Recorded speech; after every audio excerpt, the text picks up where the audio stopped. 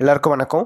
நான் ஓம் பிரகாஷ் பேசுறேன். இது நாள் வரைக்கும் நீங்க இந்த சேனலை சப்ஸ்கிரைப் பண்ணலாம், சப்ஸ்கிரைப் பண்ணிக்கோங்க. அது மட்டும் இல்லாம பக்கத்துல இருக்க பெல் பட்டனையும் கிளிக் பண்ணி வச்சுக்கோங்க. அப்பதான் நம்ம சேனல்ல போற எல்லா வீடியோஸும் உங்களுக்கு வந்து நோட்டிஃபிகேஷன்ல காமிக்குங்க. அது மட்டும் இல்லாம நம்ம சேனலை பத்தினா அல்லது இந்த வீடியோவை பத்தின நிறை, குறை எதுவாயினும் கீழே கமெண்ட் பாக்ஸ்ல கமெண்ட் பண்ணுங்க. என்னையும் திருத்திக்கிறேன். மேற்கொண்டு உங்களுக்கு பிடிச்ச மாதிரி நிறைய வீடியோஸும் நம்ம சேனல்ல வந்து வரப்போகுது அப்படின்னே சொல்லலாம். சரிங்களா?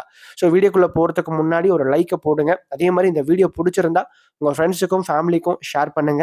வாங்க இப்போ வீடியோக்குள்ள போலாம். இந்த வீடியோ நம்ம என்ன பார்க்க போறோம் அப்படின்னா, விருச்சிகத்துல பிறந்தவங்களுக்கு 2025ஆம் ஆண்டு செப்டம்பர் மாத ராசி பலன்களை பத்தி நம்ம தெளிவா பார்க்க போறோம். இந்த செப்டம்பர் மாதம் எத்தகைய மாற்றங்களை கொடுக்க போது, யார் மூலமாக என்ன மாதிரியான பலன்கள் கிடைக்க போகுதுன்றத தெளிவா பார்க்கலாம் வாங்க. விருச்சிகம் காலபுருஷனுக்கு 8வது ராசியா வருதுங்க. நட்சத்திரங்களை பொறுத்த வரைக்கும் விருச்சிகத்துல விசாகம் 4ஆம் பாதமும், அனுஷம் முதல் 4 அட்சர பாதங்களையும், கேட்டை முதல் 4 அட்சர பாதங்களையும் கொண்டுள்ள ஒரு ராசி தாங்க இந்த விருச்சிக ராசி. விருச்சிகத்தை பொறுத்த வரைக்கும் இந்த காலகட்டம் எப்படி இருக்குங்க? அதாவது ராசிநாதன் ராசிக்கு 11ஆம் இடமான உயர்ந்த ஸ்தானம் அப்படின்னு சொல்லப்படுற லாபஸ்தானத்துல போய் உட்கார்ந்திருந்தாலும் கூட சனியினுடைய பார்வை, சனியினுடைய பிடியில இருக்கிறது சிறப்பு கிடையாது. சரிங்களா? அப்போ சனி செவ்வாய் ஒரு ஜாதகத்துல எந்த இடத்துல சேர்ந்து இருந்தாலும் சரிங்க, எந்த பாவகத்தை தொடர்பு கொண்டாலும் சரிங்க, பார்த்தாலும் சரிங்க, அந்த இடம் பலம் இழக்கும் அல்லது கெடும். சரிங்களா? அப்போ இந்த காலகட்டத்துல சனி செவ்வாய் இருவருமே சேர்ந்து 11ஆம் இடம் 5ஆம் இடம் இரண்டு இடத்தையும் தொடர்பு கொள்றது உங்களுக்கு சிறப்பு கிடையாது. அப்ப இந்த காலகட்டங்களோட ஆசைகள் அதிகமாக இருக்கும், எண்ணங்கள் சிந்தனைகள் கொஞ்சம் அதிகமா இருக்கும், உயர்வா இருக்கும்.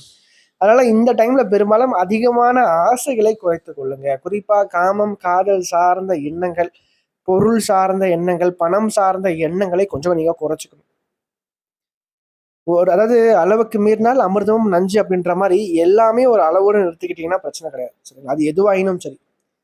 ஏன்னா 5ஆம் இடம் நம்முடைய எண்ணங்களை குறிக்கின்ற அந்த இடத்துல சனி பகவான் போய் அமர்ந்தும் போது நம்முடைய எண்ணங்களை கெடுப்பாருங்க. சரிங்களா?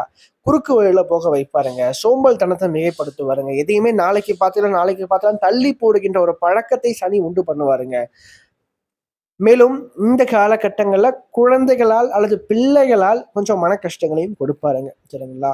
ஸோ இது போன்ற வழியில தான் பிரச்சனையை கொடுப்பாரு. அதே மாதிரி அதிர்ஷ்டமும் கொஞ்சம் குறைவு தான் இந்த டைமை பொறுத்த வரைக்கும்.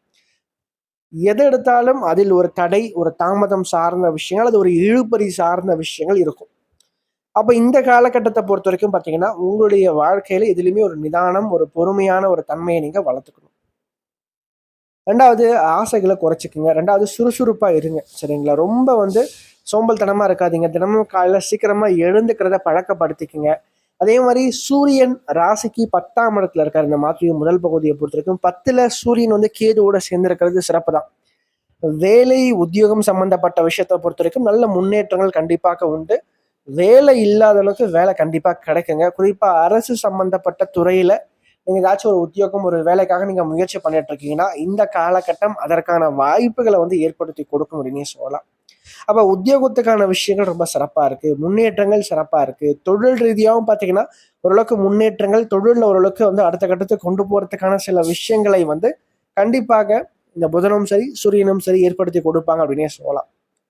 ஆனா என்ன இருந்தாலும் சரிங்க, எப்பவுமே நீங்க நல்லா தெரிஞ்சுக்கங்க, வாழ்க்கையில இந்த காலகட்டங்கள்ல ஒரு முடிவு எடுக்கிறீங்கன்னா நீங்க சுயமா முடிவெடுக்காதீங்க. வயதுல மூத்தவங்க கிட்ட ஒரு அட்வைஸை கேட்டுட்டு அதன் பிறகு ஒரு காரியத்தை செயலாற்றுறது சிறப்பா இருக்கும்.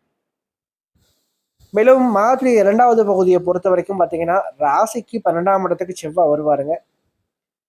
புதன் லாபஸ்தானமான 11ஆம் இடத்துல உச்சம் பெறுவார். 11ஆம் இடத்துல புதன் உச்சம் பெறது சிறப்பு தான். 11ஆம் அதிபதி 11ஆம் இடத்துல வலுத்து உட்கார்ந்திருக்கார்.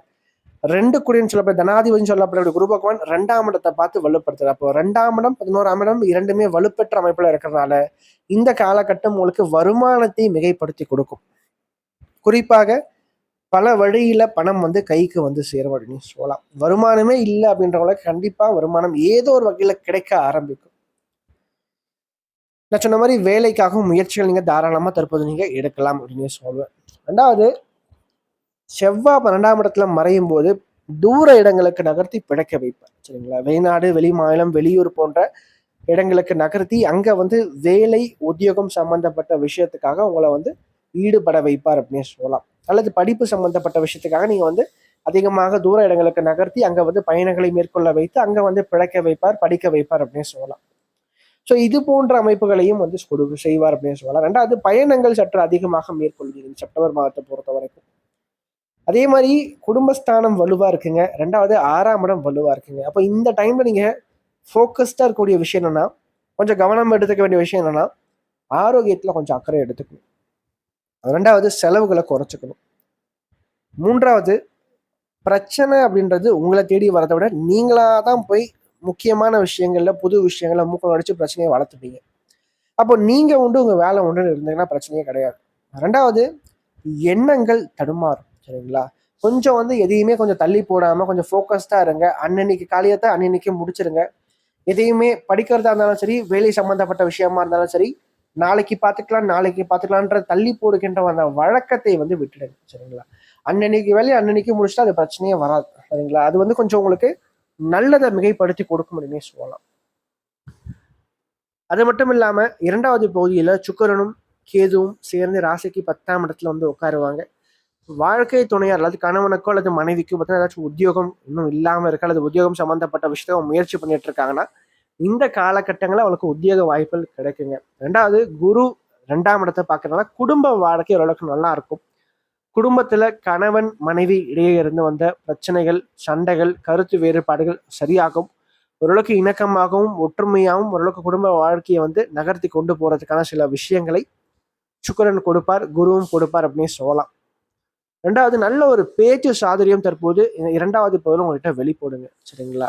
அது மட்டும் இல்லாம இந்த காலகட்டங்களை பொறுத்த வரைக்கும் மறைமுகமான வழியில வருமானத்தையும் உண்டு பண்ணி கொடுப்பார். இரட்டை வருமானம் சொல்லுவோம். சரிங்களா? அது சைடு இன்கம் உங்களுக்கு கண்டிப்பா வந்து வரும் அப்படின்னு சொல்லலாம். வெளியே சொல்ல முடியாத வழியில பணமானது கைக்கு வரும். அதுதான் விஷயம்.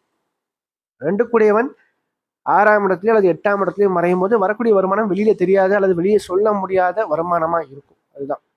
அது மட்டும் இல்லாம ராசிக்கு 4ஆம் இடத்துல ராகு இருக்காருங்க. வீடு, மனை, வாகனம் சார்ந்த முயற்சிகள் தற்போது வெற்றியை கொடுக்கும். ஸோ இதுக்கான நீங்க வந்து ஒரு படிக்கிறதுக்காகவோ அல்லது வந்து பார்த்தீங்கன்னா வேலை உத்தியோகம் சார்ந்த விஷயங்களுக்காக நீங்க எடுக்கின்ற முயற்சிகள் நிச்சயமாக வெற்றி பெறும். அதே மாதிரி சுபகாரியங்கள் கண்டிப்பாக வாழ்க்கையில நடக்கும். சுப நிகழ்ச்சிகள் கண்டிப்பாக உண்டு. முடிஞ்ச வரைக்கும் இந்த காலகட்டத்தை பயனுள்ளதா மாத்திக்கிறது உங்களுடைய சாமர்த்தியம் அப்படின்னு நான் சொல்லுவேன்.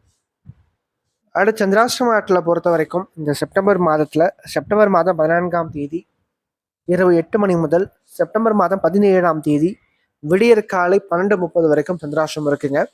ஸோ இந்த காலகட்டங்களில் சந்திரன் ஒரு ராசிக்கு 8ஆம் இடத்துல மறைவு பெற்ற அமைப்புல இருப்பாருங்க. பட் மறைவு பெற்றாலும் குருவினுடைய சேர்க்கையில் இருக்கிறது சிறப்பு தான். ஸோ இந்த சந்திராஷ்டிரம் வந்து உங்களோட வாழ்க்கையில பெரிதளவுக்கு பாதிப்புல கொடுக்காதுங்க. ஓரளவுக்கு நார்மலான நாட்கள் மாதிரி தான் அது கடந்து போகும். என்ன ஒண்ணு, இந்த காலகட்டத்தை பொறுத்த வரைக்கும் இந்த சூரியனும் சனியும் தொடர்பு கொள்றதுனால கொஞ்சம் தந்தை மகன் அல்லது தந்தை மகள் இடையான உறவுநிலை மட்டும் கொஞ்சம் விட்டு கொடுத்து போகணும் அப்படின்னே சொல்லலாம். கொஞ்சம் அதை மட்டும் நீங்க கொஞ்சம் பார்த்துக்கிட்டா நிச்சயமாக வாழ்க்கை சிறப்பாக இருக்கும் அப்படின்னே சொல்லுவேன். மேலும் இந்த வீடியோ உங்களுக்கு பிடிச்சிருந்தா லைக் பண்ணுங்க, பிடிக்கலன்னா நீங்க தாராளமா நீங்க டிஸ்லைக்கும் பண்ணலாம். சரிங்களா? அதே மாதிரி இந்த வீடியோ பத்தின ஏதாவது கேள்விகள் எதுவாக இருந்தாலும் நீங்க கமெண்ட் பாக்ஸ்ல கமெண்ட் பண்ணலாம். அது நல்ல விஷயமா இருந்தாலும் சரி, கெட்ட விஷயமா இருந்தாலும் சரி, உங்களோட தோன்ற விஷயங்கள் நீங்க கமெண்ட் பாக்ஸ்ல கமெண்ட் பண்ணுங்க. அது சரியா இருந்தா இன்னும் எனக்கு பூஸ்டப்பா இருக்கும். அது தவறான ஒரு இதுவா இருந்தா நான் அதை திருத்திக்கிறேன். சரிங்களா? நன்றி, வணக்கம்.